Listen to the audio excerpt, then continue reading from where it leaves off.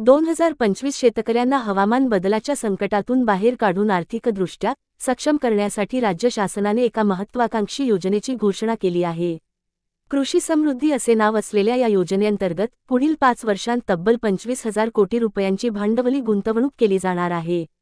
या योजनेचा निधी थेट लाभ हस्तांतरण DBT पद्धतीने शेतकऱ्यांच्या बँक खात्यात जमा होणार असून 2025 ते 26 पासून तिची अंमलबजावणी सुरू होईल। पीक योजनेतील मोठ्या प्रमाणावर होणाऱ्या गैरप्रकारामुळे अनेक शेतकरी वर्गातून नाराजी व्यक्त होत होती। त्यात सुधारणा करून नवीन पीक विमा योजना राज्य शासनाने लागू केली आहे।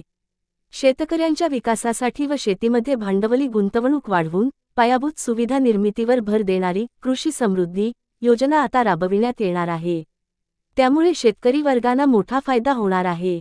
राज्यातील कृषी क्षेत्राच्या विकासासाठी व शेतकऱ्यांच्या आर्थिक सक्षमीकरणासाठी ही कृषी समृद्धी योजना राबवली जाणार आहे।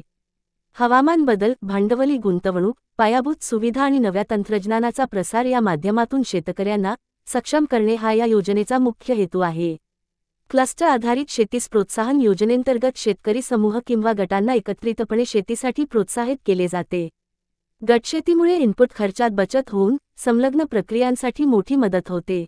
मार्केटिंग व ब्रँडिंगसाठी सामायिक धोरण तयार केले जाते। बागायती व उत्पादनासाठी निधी आणि मार्गदर्शन मिळते, ज्यामध्ये आधुनिक साधने, सिंचन सुविधा, कोल्ड स्टोरेज, पॅक हाऊस इत्यादींवर भर दिला जातो। पारदर्शक प्रणाली, काटेकोर अंमलबजावणी व अनुदान थेट शेतकऱ्यांच्या खात्यावर मिळवून देणे हे या योजनेचे वैशिष्ट्य आहे।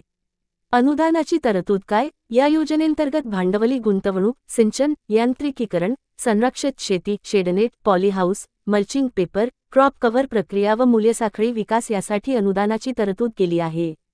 विमा संरक्षणासाठी शेतकऱ्यांकडून 2%, 1.5%, 5% प्रीमियम आकारले जाते, बाकी किंमत शासनाकडून भरली जाते। पिकांच्या क्लस्टर लिस्टमध्ये सहभागी शेती गटांना प्रमुख प्राधान्य मिळणार आहे।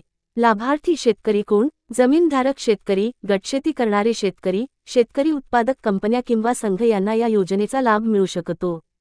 केंद्र शासनाच्या निकषानुसार पात्र असलेले सर्व लहान, मध्यम व मोठे शेतकरी, सर्व गटाची सदस्यता स्वीकारणारे शेतकरीही लाभार्थी होऊ शकतात। अशाच शेतीविषयक माहितीकरिता चॅनेलला सबस्क्राईब करा। धन्यवाद।